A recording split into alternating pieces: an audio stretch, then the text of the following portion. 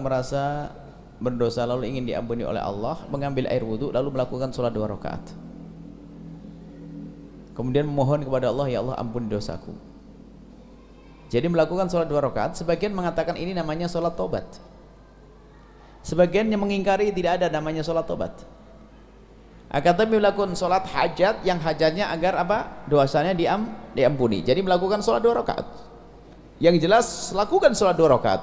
Terserah diberi nama sholat tobat atau yang lainnya, nggak masalah. Makanya kita pun juga tidak perlu alergi kalau orang mengatakan sholat tobat, bolehlah diberi nama sholat tobat. Pada dasarnya seperti sholat hajat. Hajatnya agar Allah memberikan kepada kita apa?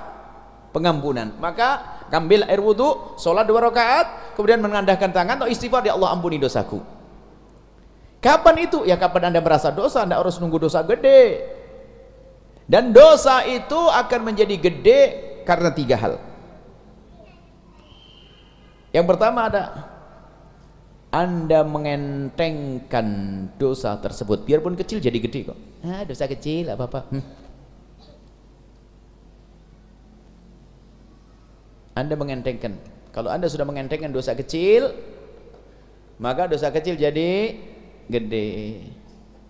Yang kedua, kecil tapi terus menerus ngentengin karena dapat ilmu dari ustadznya. Ngelihat maklap aurat saklap, dosa kecil, wah, kurang ajar namanya pada Allah. Akhirnya setiap hari nongkrong di Gardung, lihat kecil, setiap hari kecil jadi gede. Jadi dosa kecil yang kedua menjadi gede adalah dosa kecil menjadi gede adalah kalau kita terus menerus di dalam melakukan dosa kecil. Yang ketiga adalah akan menjadi gede karena pelakunya. Kalau seorang yang dia punya ilmu, orang ahli sholat, ahli kebaikan, dia melakukan dosa kecil, lihat jadi gede dong, dia tahu ilmunya kok ngelanggar, kan begitu. Maka dari hal ini orang-orang awam lebih enak. Tapi orang yang punya ilmu, biarpun kecil lah, kamu punya ilmu jadi gede. Contohnya saja dah, misalnya, mohon maaf, semoga Allah menjaga kita semuanya.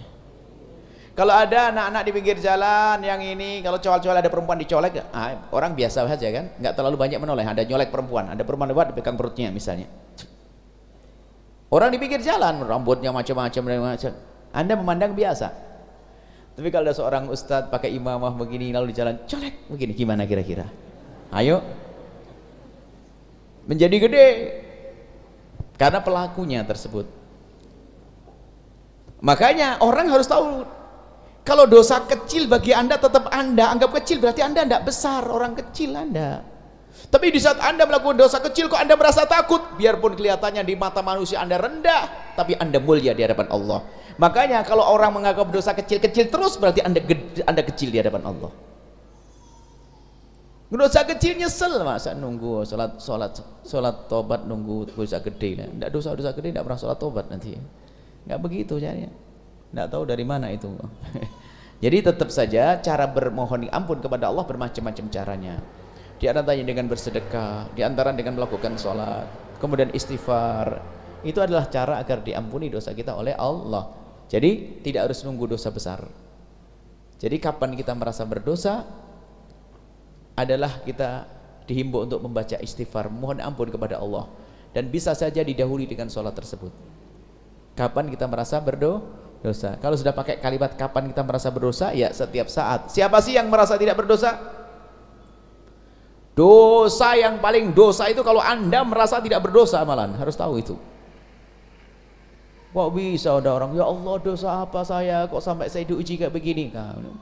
Dosa apa? Banyak dosamu, ngomong dosa apa ini? Bagaimana ini?